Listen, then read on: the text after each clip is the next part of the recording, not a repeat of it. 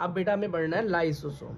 तो लाइसोसोम को हमने जैसे अभी देखा या इससे हमने हमको बताया है कि किससे जुड़ा होता है, ये गोल्गी बॉडी से या गोल्गी बॉडी से जुड़ा होता है। क्यों बेटा? गोल्गी बॉडी जो प्रोटीन और लिपिड्स बनाता है उसमें से जो प्रोटीन बाहर चली जाती हैं वो तो बाहर चली जाती हैं, लेकिन जो अंदर रह जाती हैं वो बेटा लाइसोसोम बन जाती हैं।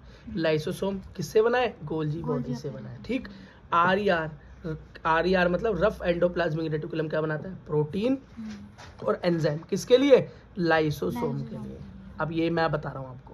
तो बेटा लाइसोसोम में क्या मिलेगा? आपको प्रोटीन और एंजाइम्स मिलेंगे, और ये दोनों चीजें कौन देगा? रफ एंडोप्लाज्मिक रेटिकुलम देगा इसको। ठीक।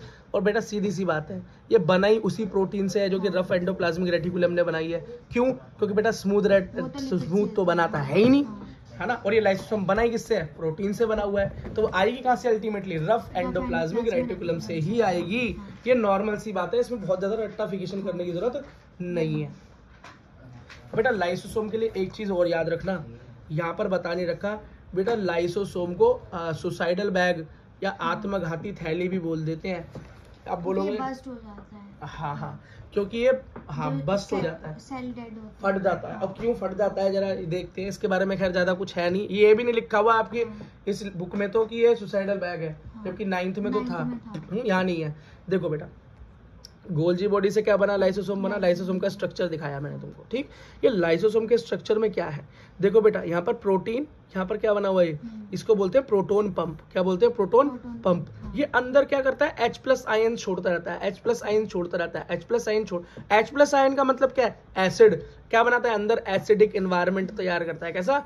Acidic environment. और ये क्या है? Single membrane. तो बेटा हम जो भी सब पढ़ते आ रहे हैं ना, rough endoplasmic reticulum, smooth endoplasmic reticulum, फिर गोल्गी बॉडी, फिर लाइसोसोम, ये सब क्या है? Single membrane organism. याद कर लेना बेटा, ये नीट में ही पूछ लेते हैं। अंदर ये बीच में क्या है? एंजाइम्स है। अंदर क्या है इसमें? लाइसोसोम में एंजाइम्स हैं, है ना।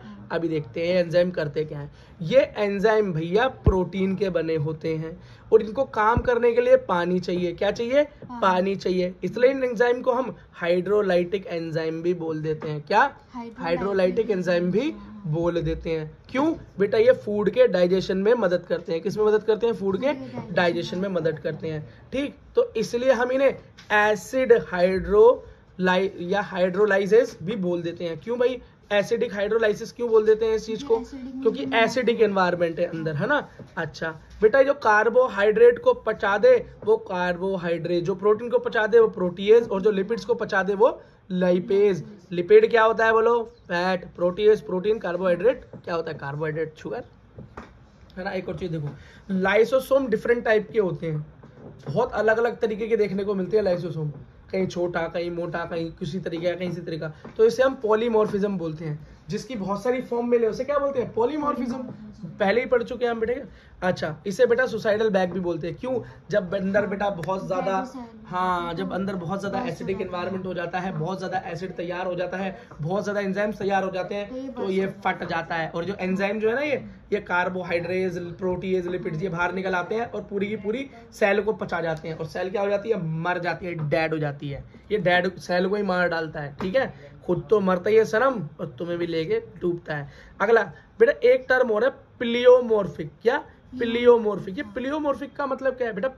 पॉलीमॉर्फिक का मतलब इसकी बहुत सारी फॉर्म हो। बेटा प्लियोमॉर्फिक का मतलब होता है जिसके पास बहुत सारे सिस्टर ने हो।